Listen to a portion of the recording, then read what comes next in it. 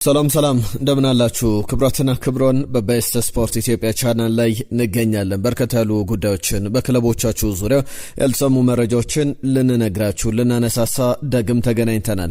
የተለያዩ ሀሳቦችን እናነሳለን በቆይታችን በማንቸስተር ዩናይትድ፣ በአርሰናል፣ በሊቨርፑል፣ በቼልሲ ስለ ሪያል ማድሪድም ሌሎች ጉዳዮችንም እናነሳለን። ቪኒ ጁኒየር፣ ብሩኖ ጉማሬዥ በአርሰናል ቤት ከዛ በተጨማሪም ትናንትና ጉዳት ያስተናገደ ተጫዋች አለ። በዚህ ቦታ ላይ ሌላ ሊመጣ የሚችል ተጫዋችም እንዳለ እየሰማን እንገኛለን። ቤንያሚን ሼሽኮ ከማንቸስተር ዩናይትድ ይለቃሉ። ዳግም በዩናይትድ ቤት ምላሽ መሰጠት ያለበት ጉዳይ ይመስላል። የግራ መስመር ቦታ ላይ ዳቪድ ኦርነስቲን የዩናይትድን ጉዳዮች በስፋት ይዘው ወጥተዋል። ኮል ፓልመርና ሌቫይ ኮልዊልን ጉዳትን በተመለከተ የሰማናቸው ጉዳዮች አሉ። ቼልሲ ቤት ሌሎች ዝውውሮች አሉ። 11ኛው የቼልሲ የዚህ ክረምት ተጫዋች ማን ነው? አዲሱ ተጫዋች እናነሳዋለን። ሌሎችም በካደናሴር በኩል የተዘገቡ ዘገባዎች አሉ። ሊያን አልቫሬዝን በተመለከተ ለሁሉም ያልሰሙ በርከት ያሉ ጉዳዮችን የነገርናችሁን ቆያለን። ሐሳብ አስተያየቶቻችሁን ላኩልን፣ አብራችሁን ቆዩ። ጄሚ ካራገር በአርሰናል ቤት ማርቲን ዙቢሜንዲ አሁን መልቀቅ አለበት እያለ ይገኛል። እናንተ ምን ታስባላችሁ? የማንቸስተር ዩናይትድ ደጋፊዎች በቤንያሚን ሼሽኮ ቆይታ ዙሪያ ማንቸስተር ዩናይትድ ቤንያሚን ሼሽኮን መልቀቅ አለበት ብላችሁ ታስባላችሁ? ጥያቄዎች በርከት ብለው እየመጡ ይገኛሉ። ቤንያሚን ሼሽኮን በተመለከተ የናንተን ሐሳብ አስተያየቶች ላኩልን። ይህንን ቪዲዮ ላይክ አድርጋችሁ ጀምሩ። ሁሌ የምንለው ላይክ አድርጉልን ነው። እንግዲህ እንደ ውትወታ ተቆጣሩት፣ ነገር ግን እንደ ትብብር እንድታዩልን እንፈልጋለን። በቀጥታ ወደ ጉዳዮቻችን አልፈናል። ትናንትና የአቋም መፈተሻ ጨዋታዎች ተደርገው ነበረ። ሁሌ እንላለን የአቋም መፈተሻ ጨዋታ ናቸው እንጂ ያን ያክል ቡድኖች ራሳቸውን የሚገመግሙበት ነው። ከዛ ባለፈ ግን ያን ያክል የቡድኑን ውድቀት የቡድኑን ከፍታ 10-0 15-0 ማሸነፍ ቻምፒየንስ ሊግን ከማሸነፍ ጋር የሚያያዝ አይደለም። ነገር ግን ቡድኖች የተለያዩ ተጫዋቾችን የሚሞክሩበት ነው። ትናንትና በርከት ያሉ ጨዋታዎች ነበረ የተደረጉት። ከቼልሲ ጨዋታ ጀምሮ ቼልሲም ያከናወነው መርሃ ግብር ነበር። ማንቸስተር ሲቲም ኢንተር ሚላንና ኤሲ ሚላንም ጨዋታቸውን አከናውነው ነበረ። የኬሊግ ኦል ስታርስ ወይም የኬሊግ ምርጥ 11 ጋር ያደረገው ጨዋታ ነበረ። ማንቸስተር ሲቲ በዚህ ጨዋታ ላይ አይስ ኖሪ 9ኛው ደቂቃ ላይ ቲጃኒ ሬንደርስ እንዲሁም ደግሞ ምባምባ ያስቆጥሯቸው 3 ግቦች አሉ። እስከ 23ኛው ደቂቃ ላይ ኪም ደግሞ ለኬሊግ ኦል ስታርስ ግብ አስቆጥሮ ጨዋታው በማንቸስተር ሲቲ 3-1 አሸናፊነት ተጠናቋል። ኤሲ ሚላን ከኢንተር ሚላን ያከናወኑት ጨዋታ 1-1 በሆነ ውጤት የተጠናቀቀ ነው።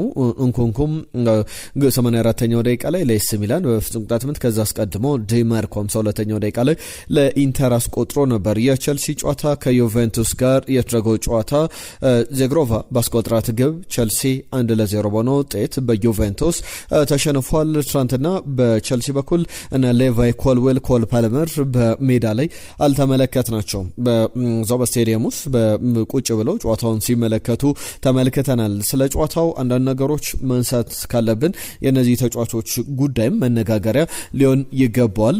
በተለይ ደግሞ ከተጫዋቾቹ ጋር በተያዘ ጉዳታቸው ምንድነው የሚለውን አሰልጣኝ ቻቪ አሎንሶ ከጨዋታው መጠናቀቅ በኋላ ያን ያክል የሚያሳስብ ጉዳት የለባቸውም ለጥንቃቄ ብለን እንዲሁም ትንሽ ህመም ነው ያለባቸው እንጂ የጉዳቱ የሚያሰጋ ጉዳት ሆኖ አይደለም ያሳረፍናቸው ብሏል። ሁለቱም የቡድኑ ቁልፍ ተጫዋቾች ናቸው። ሁለቱም በሚቀጥለው የውድድር ዘመን ወይም ከቀናት በኋላ ከ16 ቀናት በኋላ ይጀመራል የእንግሊዝ ፕሪሚየር ሊግ ነሐሴ 15 ቀን አርብ ዕለት የሚጀመር ውድድር እንደሆነ ይታወቃል። በዚህ ሂደት ደግሞ ከክለቡ ጋር በተያዘ የምናያቸው የምንሰማቸው ጉዳዮች ይኖራሉ ብለን በየክለቦቹ እንጠብቃለንና በቼልሲ ቤት ደግሞ ባለፈው ዓመት ቼልሲ ኢንተርናሊ ባደረገው ግምገማ የሌቫይ ኮልዊል ጉዳት ብዙ ጎርቶናል።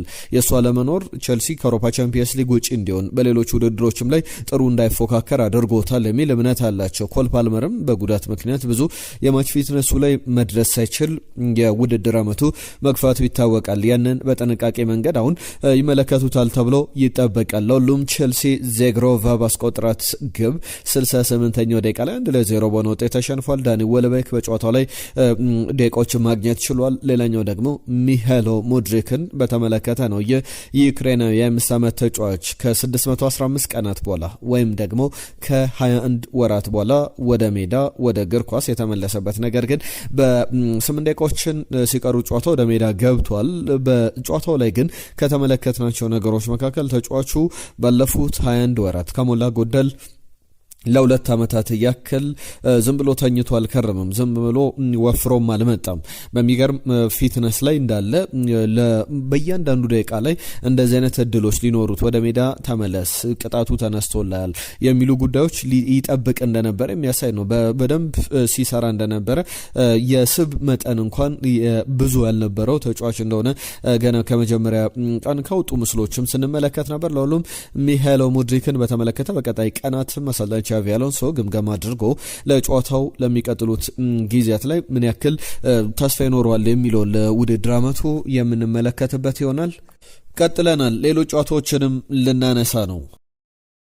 የአምና የቻምፒየንስ ሊግ ፍጻሜ ተፋላሚዎች ናቸው። ሁለቱም ትናንትና በስፔን ክለቦች ተሸንፏል። ሁለቱም ስፔናዊ አሰልጣኞችን ይዘዋል። በማዮርካ ፓሪስ ሰን ጀርመን፣ ሪየል ቤቲስ ደግሞ አርሰናልን አሸንፏል። እነዚህ ጨዋታዎች የበለጠ መነሳት ያለባቸው ጉዳዮች ናቸው። ፒየሮ ኤንካፔ ለአርሰናል ግብ አስቆጥሯል። ሪኬልሜ 9ኛው ደቂቃ ላይ፣ ዶሳ 26ኛው ደቂቃ ላይ፣ ፓብሎ ፎርናለስ ደግሞ 43ኛው ደቂቃ ላይ በመጀመሪያው አጋማሽ ሁሉም አራቱንም ግቦች የተመለከትንበት ጨዋታ ነው። ኤንካፔ 32ኛው ደቂቃ ላይ ግብ አስቆጥሯል። በአርሰናል በኩል በጣም ኮንሰርኒንግ የሆነ በጣም ብዙ ስህተቶችን ሲሰራ የነበረ ቡድን ነው። እንዳጠቃላይ እንደ ቡድን በኬፓ አሪዛባላጋ በኩልም ሁለተኛው ግብ ጠባቂ ሆነው ይቀጥላሉ የሚሉ ጥያቄዎች ሲነሱበት ተመልክተናል። ከጨዋታው መጠናቀቅ በኋላ ብዙ የእንቅስቃሴዎች ላይ ሪየል ቤቲሶች ፍጹም የበላይነት ነበራቸው። አርሰናል የተሻለ ግብ ዕድልም ለመፍጠር የተቸገረበት ነበር። እንደ ቡድን ግን ለምሳሌ ፓብሎ ፎርናሌስ ከዛ በተጨማሪም ኤስኮ ሌሎችም እነ ፓብሎ ጋርሻ፣ ሄክቶር ቤሬን አይነት ተጫዋቾችን ያዘ ቡድን ነው። ሌሎችም በዚሁ ጨዋታ ላይ ያልነበሩ ተጫዋቾችን ስናነሳ ሪየል ቤቲስ በጣም ትልልቅ ደረጃ ላይ የተጫወቱ ተጫዋቾችን የሰበሰበ አይነት ቡድን እንደሆነ ተመልክተናል። ፍራንክ ጋርሻ በሪያል ማድሪድ ባለፈው ዓመት የነበረ ተጫዋች እንደሆነ ይታወቃል። ትናንትና ይህንን እንቅስቃሴ በደንብ ተመልክተናል። በአርሰናል በኩል በትናንትናው ዕለት የተመለከትናቸው ጉዳዮች ነበሩ። እንደ እንቅስቃሴም እንደ አጠቃላይ በሂደትም ደረጃ አጠቃላይ የአርሰናልን እንቅስቃሴዎች በጥሩ መንገድ ላይነሱ ይችላሉ። እንደ ጨዋታ ግን አርሰናል 3-1 በሆነ ውጤት የተሸነፈበት ጨዋታ ነው። ወደ በኋላ ላይ ከዝውውር ዜናዎች ጋር በተያያዘ የምናነሳቸው ጉዳዮች ይኖራሉ። በርከት ያሉ ተጫዋቾችንም ተጠቅመዋል። በዚህ ጨዋታ ላይ ግን በአርሰናል በኩል መክስ ዳውማን ጥሩ ተንቀሳቅሷል። ከዛ በተጨማሪም ባለፈው ጨዋታ ላይ ጥሩ የነበረው ኢብራሂም ኤፌ ኢብራሂም ተቀይሮ ገብቶ ተመልክተናል። በጣም ትልቅ ተስፋ ያለው ተጫዋች አሁንም ሚኬል አርቴታ በዋናው ቡድን ውስጥ ቢያስቀጥለው ተብሎ የምንመኝለት አይነት የሚገርም አይነት ቶማስ ፓርቴን የሚያስታውስ አይነት ተጫዋች እንደሆነ የተመለከትነው ተጫዋች ነው። ለሁሉም አርሰናል 3-1 በሆነ ውጤት ተሸንፏል። ፓሪስ ሰን ጀርመንም በ3-0 በሆነ ውጤት የተሸነፈበት በማዮርካ ሌላኛው ጨዋታ ነበረ። ለሁሉም እነዚህ ትናንትና የነበሩ በክለቦች መካከል የተደረጉ የአቋም መፈተሻ ጨዋታዎች ናቸው። በቀጣይ ቀናትም የምናነሳቸው ጉዳዮች ይኖራሉ። የማንቸስተር ዩናይትድ የአቋም መፈተሻ ጨዋታ በቀጣይ መቼ ይደረጋል ለምትሉ ቅዳሜ ዕለት ማንቸስተር ዩናይትድ የሚያከናውነው መርሃ ግብር ይጠበቃሉ። ክለቦቻችሁን በተመለከተ አጫጭር ጉዳዮችን ልናነሳ ነው። ከትልቁ ከዋናው ጉዳይ እጀምራለሁ። ቪኒ ጁኒየርን የተመለከተ ጉዳይ ሰምተናል። ቪኒ ጁኒየር በሪያል ማድሪድ ቆየት እድሉ ከ10 ወደ 20 ከ20 ወደ 30 እያለ አሁን ሰፊ ድሎች እንዳሉት ከ67% በላይ በሪያል ማድሪድ የመቆየት እድል እንዳለው የሚያሳዩ ዘገባዎችን ተመልክተናል። ሁለት ነገሮችን ትናንትና ተመልክተናል። በሪያል ማድሪድ በኩል ውይይቶች፣ ንግግሮች ነበሩ። የሪያል ማድሪድ ጀነራል ዳይሬክተር ጆዜ አንጌል ሳንቼዝ ነበሩ። ከዛ በተጨማሪም ቺፍ ስካውት ወይም የስካውት የምልመላው ዋና ኃላፊ ጁኒም አብረዋቸው ነበሩ። ከዛ በተጨማሪ ፌዴሪኮ ፔና ደግሞ የቪኒ ጁኒየር ወኪል ነው። በሮክኔሽን በኩል የተገኙ ሌሎችም ተደራዳሪዎች ነበሩ። በማድሪድ ከተማ የነበረው ድርድር ለሪያል ማድሪድ ነገሮች ያጋደሉ፣ ቪኒ ጁኒየርም ሌላ የተሻሻለ ውል የቀረበለት ነገር ግን አሁንም ቢሆን አርሰናል ለተጫዋቹ ያቀረበለት ተጫዋቹ በአርሰናል በኩል በግል ጥቅማ ጥቅም ጉዳዮች ላይ ተስማምቷል ይታወቃል ከቀናት በፊት። ነገር ግን የመጨረሻ የተጫዋቹ ውሳኔ ብቻ ይጠበቃል። አሁንም ቢሆን ነገሩ በመጀመሪያ ባለበት ደረጃ ላይ ያለ ነው። ተጫዋቹ ወደ አርሰናል ሄዳለሁ ካለ ይሄዳል። በሪያል ማድሪድ ውሉን ያራዝማለሁ ካለ ውሉን ያራዝማል። ነገር ግን በማል አሁን አዲሱ ክስተት ምንድነው ካላችሁ ፍሎሬንቲኖ ፔሬዝ በጭራሽ ተጫዋቹ ቶሎ ነው ምላሹ ማሳወቅ ያለበት። በተጫዋቹ ወኪሎች በኩልም የሮክኔሽን ሰዎች ትናንትና ፔና ፌዴሪኮ ፔናም የተጫዋቹ ወኪልም ያንን ነገር በግልጽ ቶሎ ማሳወቅ ይኖርባቸዋል የሚል አፋጣኝ ምላሽ ሪያል ማድሪድ እንደሚፈልግ፣ ያለበለዚያ ግን ተጫዋቹ በክለቡ እንደማይቆይ ውሉን ሳያራዝም እንደማይቀጥል የሚያሳዩ ጉዳዮች ወጥተዋል። 24 ሚሊዮን ዩሮ አካባቢ አመታዊ ደሞዝ የተጣራ ደሞዝ እንደቀረበለት በሪያል ማድሪድ በኩል ተመልክተናል። ነገር ግን ተጫዋቹ አሁንም ሲጠይቃቸው የነበሩ ጉዳዮች መካከል የሳይኒንግ ቦነስ ለቪኒ ጁኒየር ይገባል በሚል ወኪሎቹ እየተደራደሩ ይገኛሉ። ለምሳሌ ኬሊያን ኤምባፔ ሲፈርም ሳይኒንግ ቦነስ ወይም ደግሞ የፊርማ ክፍያ እንደተከፈለው ይታወቃል። በእርግጥ በነጻ ዝውውር የመጣ ተጫዋች ነው ቪኒ ጁኒየር። ውሌን በማክበሬም ደሞዝ የሳይኒንግ ቦነስ ወይም የውል ማክበሪያ ቦነስ ያስፈልገኛል ይገባኛል ሲል ነበር። የምስል መብት ሽያጭም ላይ ደግሞ በክለቡ በኩል 50% የምስል መብት ሽያጩን ቀንሶ ለቪኒ ጁኒየር እንዲሰጥ ይፈልጋል። 70%፣ 80% እንዲደርስለት ቪኒ ጁኒየር ክለቡን እየጠየቀ ይገኛል። ትናንትና የነበረው ድርድር በዚህ ደረጃ የሚታይ ነው። ሰኞ ዕለት በቫልደቤባስ ሲገኝ በቫልደቤባስ የልምምድ ማዕከል ተገኝቶ ሪፖርት ሲያደርግ የሕክምና ምርመራ ያደርጋሉ ተጫዋቾች የቅድመ ውድድር ዘመን ዝግጅት ከመጀመራቸው በፊት። በዛ ሲገኝ ከሰማናቸው ጉዳዮች መካከል ተጫዋቹ ወደ ሪያል ማድሪድ ተመልሷል። ነገር ግን እስከ መቼ ይቆያል የሚሉ ጥያቄዎች ሲነሱ ነበረ። አሁንም ቢሆን በሪያል ማድሪድ በኩል ተጫዋቹን ለማቆየት ኮሚትድ ናቸው ወይ የሚለው የተጫዋቹ ዋነኛው አላማ ነው። በድርድሩ ሂደትም ሪያል ማድሪድ ለኔ ያለው ቦታ ምንድን ነው የሚለውን ነገር በደንብ ማጤን ይፈልጋል። ከገንዘብም በላይ የሚያያቸው ነገሮች አሉ። የምስል መብት አንሰጥም ቢሉትም ለምሳሌ ያን ነገር እንዴት ያለ ንግግር ያስፈልጓል የሚለው በደንብ የሚያስፈልግ ነው። በሪያል ማድሪድ በኩል በሪያል ማድሪድ ፕሮጀክት በሪያል ማድሪድ ክለብ ውስጥም የተጫዋቹን ኢምፖርታንስ የተጫዋቹን አስፈላጊነት በደንብ ሊገልጽ የሚችል ኮንትራት ያስፈልገኛል የሚል እምነት አላቸው። በትናንትናው ድርድር ላይ ጆዜ እጃቸውን እንዳስገቡበትም የተመለከትናቸው ጉዳዮች አሉ። በቀጣይ ጊዜያት ላይ ምን አዳዲስ ነገሮች ይኖራሉ የሚለውን ደግሞ የምንመለከት ነው የሚሆነው። በዝርዝር እንመለስበታለን። የማንቸስተር ዩናይትድን ጉዳይ ላንሳ። ከማንቸስተር ዩናይትድ ጋር በተያያዘ የቤንያሚን ሼሽኮ ጉዳይ እንደ ቀልድም ቢሆን ቀስ እያለ ሞቅ ከፍ ደመቅ እያለ መጥቷል። ፈላጊ ክለቦች በዛ ብሏል። በተለይ ደግሞ የባርሰሎና ፍላጎት እንደ አዲስ መታየት በቀላሉ ሊታይ የሚገባው ጉዳይ አይደለም። ባየር ሙኒክ፣ ባርሰሎና፣ ቶትናም ሆትስፐር ቤንያሚን ሼሽኮ ይሸጣሉ ወይ ብለው የማንቸስተር ዩናይትድን ቤት እያንኳኩ ይገኛሉ። ተጫዋቹ ይሸጣሉ ወይ? ወደ ባርሰሎና ይሄዳሉ ወይ? ወደ ባየር ሙኒክ ይሄዳሉ ወይ? ቶትናምስ ተጫዋቹን ማስፈረም ይችላሉ ወይ በሚለው ጉዳይ ላይ ማንቸስተር ዩናይትድ ግልጽ አቋም ይዟል። ተጫዋቹ የሚነካ አይደለም። ነገር ግን በተጫዋቹ በኩል ለባርሰሎና መደራደር የሚያስችል ትልቅ አቅም አላቸው። በተለይ ባየር ሙኒክና ባርሰሎና በተጫዋቹን ለማስኮብለል ያላቸው አቅም በጣም ትልቅ የሚባል ነው። ተጫዋቹም ግን በማንቸስተር ዩናይትድ የመጀመሪያው ዓመት 10-11 ያክል ግቦችን አስቆጥሯል። ሁለተኛው ዓመት መጥቷል። ከጉዳቱ እያገገመም ይገኛል። የመጀመሪያው የፕሪሚየር ሊጉ ጨዋታዎች ላይ በጥሩ የማች ፊትነስ በጥሩ ብቃት ይገኛል ብለን እንጠብቃለን እና ተጫዋቹን በተመለከተ እየሰማናቸው ያሉ ዝርዝር ጉዳዮች አሉ። እዚሁ የማንቸስተር ዩናይትድ ጉዳይ ላይ ደግሞ ሌላኛው አጥቂ ጆሹዋ ዛርኬዝን በተመለከተ የተጫዋች ወደ ዩቬንቱስ መሄድ ይፈልጋል። ወደ ጣሊያን ተመልሶ በጣሊያን እግር ኳስ ላይ ዳግም መጫወት እንደሚፈልግ የሚያሳዩ ዘገባዎች አሉ። ዩናይትድ ተጫዋቹን ፐርማነንትሊ በቋሚነት መሸጥ ይፈልጋል። ዩቬንቱስ ደግሞ እየጠየቀ ያለው በውሰት ውል መውሰድን ነውና በተጫዋቹ በኩል አሁን እየጠበቀ ያለው ነገር ሁለቱ ክለቦች መደራደርና የሚደርሱበትን ስምምነት ብቻ መመልከት ይፈልጋል የሚሉ ሀሳቦች አሉ። የቼልሲን ጉዳዮች እንመልከት። በቼልሲ ቤት ደግሞ ከተመለከትናቸው ጉዳዮች መካከል የቼልሲ 11ኛ ተጫዋች እየደረሰ ይገኛል። እንደ ቢቢሲ ዘገባ ከሆነ ፔፔ ቻቫሪያ ትናንትናም በስፋት አንስተነዋል። ተጫዋቹ አዲሱ የቼልሲ ግራ መስመር ተከላካይ ለመሆን የሲዝኑም 11ኛ ተጫዋች ሆኖ ይመጣል። ሞርጋን ሮጀርስ፣ ማክሰንስ ሎክራ፣ ማርኮ ፓሌስትራ፣ ጆቫኒ ኩዌንዳ፣ ከዛ በተጨማሪ ቫለንቲን ባርኮ፣ ኤማኑኤል ኤሜጋ፣ ዴነር፣ ዳኒ ዌልቤክ፣ ዳስተን ሳትፋኖቭ፣ ጆርዳን ኤንደርሰንን ጨምሮ አሁን 11ኛው ተጫዋች ደግሞ የራዮ ቫይካኖ ተጫዋች ፔፔ ቻቫሪያን እንደሆነ ይታወቃልና ጥሩ አቅም ያለው ተጫዋች እንደሆነ መናገር ይቻላል። 28 ዓመቱ ላይ ይገኛል። አሁን ቼልሲ ለዚህ ተጫዋች 19 ሚሊዮን ዩሮ እና 20 ሚሊዮን ዩሮ አካባቢ ይከፍላል ተብሎ ይጠበቃል። 50 ሚሊዮን ዩሮ የውል ማፍረሻው ነው፣ እሱ ይከፈለኝ እያለ ራዮ ቫይካኖ በተጫዋቹ በኩል ሲደራደር እንደነበረ ይታወቃል። በምናነሳቸው ጉዳዮች ላይ ሀሳብ አስተያየቶቻችሁን እንቀበላለን። መልእክቶቻችሁ ላኩልን። አሁንም ጊዜያችሁን ስለምትሰጡን ስለምታደምጡን ከልብ እናመሰግናለን። የአርሰናል የማንቸስተር ዩናይትድ ሌሎችንም ክለቦች በተመለከተ የምናነሳቸው ጉዳዮች ገና አላበቁም። ገና ረጅም ደቂቃዎች ይቀሩናል።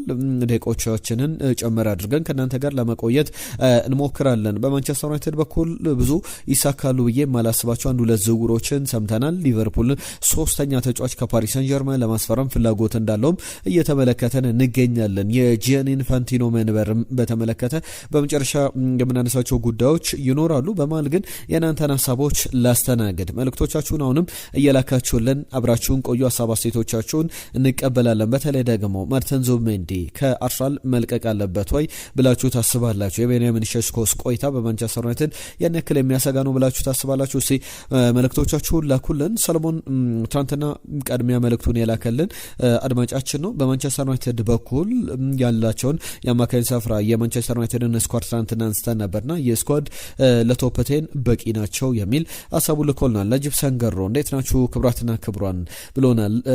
ሰላም ከናይሮቢን የሚጽፍላችሁ የቼልሲ ደጋፊ ነኝ። የዛሬው የወዳጅነት ጨዋታ ሁሉንም በጉጉት የምጠብቃቸው ጨዋታዎች ናቸው የሚል ሀሳቡን ልኮልናል። ጌራ ሰሙ ምርጥ አቀራረብ ነው በርቱልን ብሎናል። እናመሰግናለን። በጣም የሚያበረታታ ልብ የሚያሞቅ ሀሳብ ነው የጻፋችሁልን። አፍታሙ ካሳ ቆንጆ ስፖርታዊ መረጃዎችን ዜናዎችን የምታቀርቡልን እናመሰግናለን በርቱ ብሎናል። ልጅ አለም የጻፈልን መልእክት አለ። የቼልሲ ደጋፊ ነኝ ከደቡብ አፍሪካ። ሰላም እንዴት ናችሁ ቤስቶች? አድናቂያችሁ ነኝ።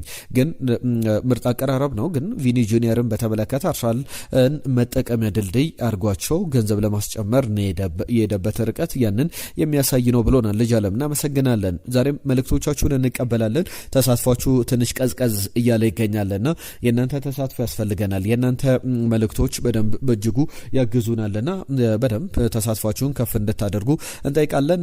ወደ ሌሎች ጉዳዮቻችን እያለፍን እንገኛለን። በዓለም እግር ኳስ ላይ ያለውን ንቅናቄ እናነሳለን። ማንቸስተር ዩናይትድን በተመለከተ ግን ከሰሞኑ 2 ግብ ጠባቂዎችን ለመሸጥ ስምነት ላይ መድረሱን ተመልክተናል። ከነዚህ ግብ ጠባቂዎች በአጠቃላይ ቢያንስ እስከ 17 ሚሊዮን ፓውንድ በጣም ከፍ ካለ ያገኛል። ለምሳሌ 3.5 ሚሊዮን ፓውንድ ወደ ሴልታ ቪጎ የተዘዋወረው አልታይ ባይንዲር ቱርካዊ ግብ ጠባቂ እንደሆነ ተመልክተናል። ከዛ በተጨማሪ ቼካዊ ግብ ጠባቂንም በተመለከተ ወደ ሚድልስብሮ እንደ ሜርቻንትና ስናነሳ ነበር። በዩናይትድ በኩል እነዚህ በግብ ጠባቂ ደረጃ የሚነሱ ስሞች ናቸው። ወደ ሌሎች ዝውውር ጉዳዮች ከማለፌ በፊት አንድ አስገራሚ መረጃ ላንሳላችሁ። በጣም ትንሽ ፈገግም ያስባለኝ ጉዳይ ነው። ኤሪክ ላሜላን ብዙዎቻችሁ ታስታውሱታላችሁ። በትልቅ ገንዘብ በተለይ ጋሬዝ ቤል ተሽጦ ከመጡ ተጫዋቾች መካከል አንዱ እንደሆነ ይታወቃል። በቶትናም ሆትስፐር ቤት ከዛ በኋላ ወደ ተለያዩ ክለቦችም ተዘውሯል። በተለይ በስፔን ላሊጋ ላይ በሴቪያ ተጫውቷል። የአርጀንቲና ተጫዋች ኤሪክ ላሜላ ባንድ የሜክሲኮ ክለብ ሞንትሪያ የተባለ ክለብ አለ። በዛ በሞንትሪያ የትጥቅ ያዥ ተብሎ ተሹሟል። በጣም አነጋጋሪ ይመስላል። በጣም ትልቅ ተጫዋች ነው። 34 ዓመቱ ላይ ይገኛል። ባለፈው ክረምት ነበረ እግር ኳስን በቃኝ ያለው የትጥቅ ያዥ ተብሎ ወይም ደግሞ በትጥቅ ያዥነት እንዴት ተቀጠረ የሚለውን ግን ታሪኩን መለስ ብለን መመልከት ያስፈልገናል። ባትሎች ነበሩ በተጫዋቹ በኩል ጉዳቶችን ለማስታመም 34 ዓመቱ ላይ ቢሆንም ባለፈው ክረምት ነበር እግር ኳስን በቃኝ ብሎ እየተሰናበተው። ከዛ በኋላ በግሪኩ ኤኬ አቴንስ ሲሰራ ነበረ። በአሰልጣኝ ስታፍ የኮችንግ ስታፍ አባላት ውስጥ በመሆን የተመለከትነው ተጫዋች ነው። ከዛ በኋላ ወደ ላሜላ ወደ ሴቪያ ነበር የተመለሰው። በሴቪያም የማቲያስ አልሜዳ ምክትሎች መካከል ወይም ከአሰልጣኝ ቡድን አባላት መካከል አንዱ ሆኖ ሲሰራ ነበር። በስፔኑ ክለብ እስከ ማርች ድረስ ቆየና ማቲያስ አልሜዳ የሜክሲኮን ክለብ ለመቀላቀል ወደዛ ያመራልና ከዚህ ጋር በተያያዘ በባክሩም ስታፍ ላይ ለመቀጠል በሜክሲኮ ሕግ ደግሞ የሆነ አይነት ኳሊፊኬሽኖች አሉ፣ ማሟላት ያለባቸው የአሰልጣኝነት ስልጠና ወረቀቶች አሉ በሜክሲኮ ፉትቦል እግር ኳስ ፌዴሬሽን ውስጥ መጽደቅ ያለባቸውና ያንንም ስልጠና ከዛው ከሜክሲኮ ማግኘት ይኖርበታልና ያንን ደግሞ ኤሪክ ላሜላ የለውም። በዚህ ሂደት ደግሞ የአሰልጣኝ ቡድን አባላቱ ዝርዝር ውስጥ መካተት አይችልም። ስለዚህ ምንድነው የተደረገው? የትጥቅ ያዥ ብሎ የሜክሲኮ ክለብ ቀጥሮት አነጋጋሪ አጋጣሚን ተመልክተናል። ከክለቡ ጋር በተያያዘ የተመለከትናቸው በጣም ዝርዝር መረጃዎች ናቸው። የአርሰናልን ጉዳዮች ላንሳ። ከአርሰናል ጋር በተያያዘ አንድ ሁለት መረጃዎች ይነሳሉ። አንደኛው ክርስቲያን ኖርጋርድ ዝውውር ወደ በ7 ሚሊዮን ፓውንድ በይፋ ተጠናቋል። አርሰናል 7 ሚሊዮን ፓውንዱን ካሽን አድርጓል ወይም ገቢ አስገብቷል። ክርስቲያን ኖርጋርድን በተመለከተ በጣም ግሉ ሆኖ ያገለገለን ተጫዋች ነበረ። በሜዳ ላይ በእርግጥ በትልቅ ደረጃ መጫወት እንዳልቻለ በግልጽ ተመልክተናል። ያንንም ሚኬል አርቴታ መደበቅ አልፈለገም። ነገር ግን ከሜዳም ውጪ በሜዳ ላይም በሚያገኛቸው ድሎች መካከል እንደ ትልቅ ካፒቴንሲ እንደ ትልቅ አምበልነት ሚና ያለው ተጫዋች በደንብ በጥሩ መንገድ ሲጫወት ተመልክተናል። 7 ሚሊዮን ፓውንድ አካባቢ የተከፈለበት ዝውውር ነው። አንደኛው ጉዳይ ነው። ሁለተኛው የአርሰናል ጉዳይ የብሩኖ ጉማሬሽ ጉዳይ ነው። በብሩኖ ጉማሬሽ ዙሪያ የዝውውር ሂደቱ አሁን ይፋ መደረግ ብቻ ይቀሯል። ሁሉ ነገር ተጠናቋል። ሂር ዊ ጎ ተብሎለታል። ፋብሪዚዮ ሮማኖ ደግሞ ትናንትና ማምሻውን የሕክምና ምርመራውን ተጫዋቹ ማጠናቀቁንና የ4 ዓመት ውል እንደሚፈርም ተነግሯል። አርሰናል ተጨማሪ 1 ዓመት ውሉን የማራዘም መብት አለው። ኢኒሻሊ ግን በተጫዋቹ መብት የሚታየው ተጫዋቹ 4 ዓመት ድረስ በአርሰናል መቆየት መብት አለው። ነገር ግን አርሰናል 1 ዓመት ተጨማሪ እስከ አሁን ባለው እድሜ አንጻር ስንመለከተው ቢያንስ ጁል ከ4 ዓመት በኋላ 33 ዓመት ይሆናል። 33-34 ዓመቱ ድረስ በአርሰናል እንዲቆይ ይፈልጋል። ብራዚላዊ ተጫዋች በ75 ሚሊዮን ፓውንድ አዲሱ የአርሰናል ተጫዋች መሆኑን ተመልክተናል። ከሊቨርፑል ጋር በተያያዘ ያሉ ጉዳዮችን ላንሳ። ሊቨርፑል ኢብራሂም ምባይን፣ ብራድሊ ባርኮላን ለማስፈረም እንቅስቃሴ ላይ ይገኛል ከፓሪስ ሰን ዠርመን። ነገር ግን ተጨማሪ ስሞችን በሊቨርፑል ቤት እየሰማን እንገኛለን። እነዚህ ስሞች ማን ናቸው የሚለውን ስንመለከት በሶስተኛ ተጫዋችነት በተከላካይ ስፍራ ላይ ኢሊያ ዘበራኒን ለማስፈረም ፍላጎት አለው። ይህ ተጫዋች በቦርመዝ በአንዶኒ ኢራዮላ ስር የሰራ ዲን ሁይንሰንጋን በጋራ ተጣምሮ በፕሪሚየር ሊጉ ላይ ብዙ ትልልቅ ክለቦችን ሲፈትኑ የነበሩ የተከላካይ ጥምረቶች እንደሆኑ ይታወቃል። ይህ ተጫዋች 23 ዓመቱ ላይ ይገኛልና የፈረንሳዩ ክለብ ተጫዋቹን በ57 ሚሊዮን ፓውንድ ነበር ያስፈረመው። ኢሊያ ዘበራኒ ዩክሬናዊ ተጫዋች አዲሱ የሊቨርፑል ታርጌት ሆኗል። ሶስቱንም ተጫዋቾች በስንት ሊያስፈርም ይችላል? ሊቨርፑል ተከላካይ ቦታ ላይ በጣም ክፍተቶች እንዳሉበት ተመልክተናል።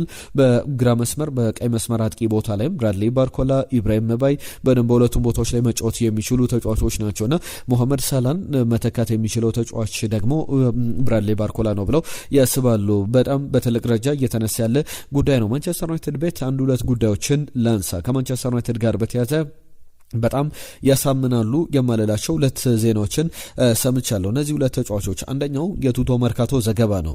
የፍራንቸስኮ ኮንሴሳው ጉዳይም በተመለከተ ዩቬ ለተጫዋቹ እስከ 60 ሚሊዮን ዩሮ ድረስ ይፈልጋል የሚል እምነት አላቸው። ነገር ግን ማንቸስተር ዩናይትድ አንደኛ ፍራንቸስኮ ኮንሴሳውን ይፈልጋል ብዬ አላምንም። አሁን ዩናይትድ ቅድሚያ መስጠት ያለባቸው ዝውውሮች አሉ፣ እነሱን አነሳላችኋለሁ። ይህን ጉዳይ ቱቶ መርካቶ ላይ ከፍራንቸስኮ ኮንሴሳው ጋር በተያዘ የሰማሁት መረጃ በደንብ በማንቸስተር ዩናይትድ በኩል አንዳንዴ በደንብ የቀረበ ዝውውር ነው ብዬ አላስብም። ሌላኛው ደግሞ የጊብስ ዋይት ጉዳይ ነው።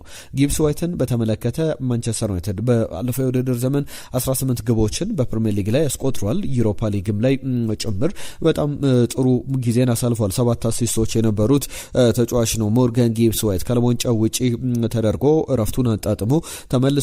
በቶትናም በባየርን ሙኒክ ይፈለጋል። ማንቸስተር ዩናይትድም ይህንን ተጫዋች ይፈልጓል። የረጅም ጊዜ የብሩኖ ፈርናንዴዝ ተተኪ ማድረግ ይፈልጋል የሚል ዘገባን ዘሰን ይዞ ወጥቷል።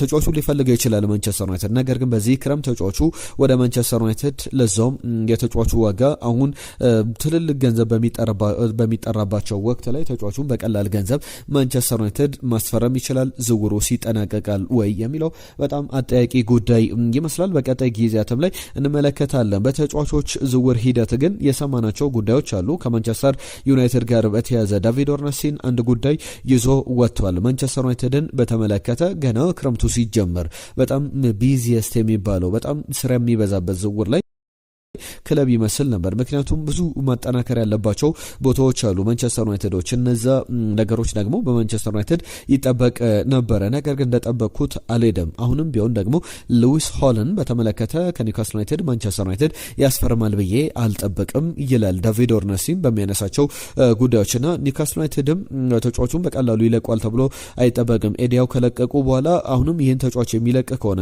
ሳንድሮ ቶናሊ ከለቀቀ በኋላ ብሩኖ ጉማሬሽ፣ አንቶኒ ጎርደን በዚህ ክረምት። ባለፈው ክረምት ደግሞ አሌክዛንደር አይዛክ ለቋል። አሁን ሉዊስ ሲለቅ ቡድኑን ከማፍረስ አይተናነስም ብለው ኒውካስሎች እምነት አላቸው። ከዚህ በኋላ ሌላ ትልቅ ዝውውር ከኒውካስል ዩናይትድ ተጫዋቾችን ለማስፈረም እድሎች ያሏቸው ክለቦች ይኖራሉ ተብሎ አይጠበቅምና አሁን በማንቸስተር ዩናይትድ ቤት እንደ ዳቪድ ኦርነስቲን እንደዚህ አትሌቲክም ዘገባ በአማካኝ ስፍራ ተጫዋች ላይ አንድ ተጨማሪ አማካኝ ከዩሪ ቲለመንስ ከአንድሬ ሳንቶሽ በተጨማሪ ማለት ነው ሌፍት ባክ ላይ ወይም ደግሞ በግራ መስመር ተከላካይ ቦታ ላይም አማራጮችን ማንቸስተር ዩናይትድ እየተመለከተ ይገኛል። ሁለት ጉዳዮችን ልጨምር ከዩናይትድ ጋር በተያያዘ አሁንም ቢሆን አንቶኒ ሮቢንሰንን ማንቸስተር ዩናይትድ ለማስፈረም እንቅስቃሴ ማድረጉ አይቀርም። በተለይ የሉዊስ ሃል እድል በጣም ጠባብ ይመስላልና የፉልሃሙ አሜሪካዊ የመስመር ተከላካይን በተመለከተ እየሰማናቸው ያሉ ጉዳዮች አሉ። ሃሪያማስንን በተመለከተ ማንቸስተር ዩናይትድ በውሰቱል ተጫዋቹም ወደ ተለያዩ ክለቦች ይለቀዋል የሚሉ ዘገባዎችን እየተመለከትን እንገኛለን።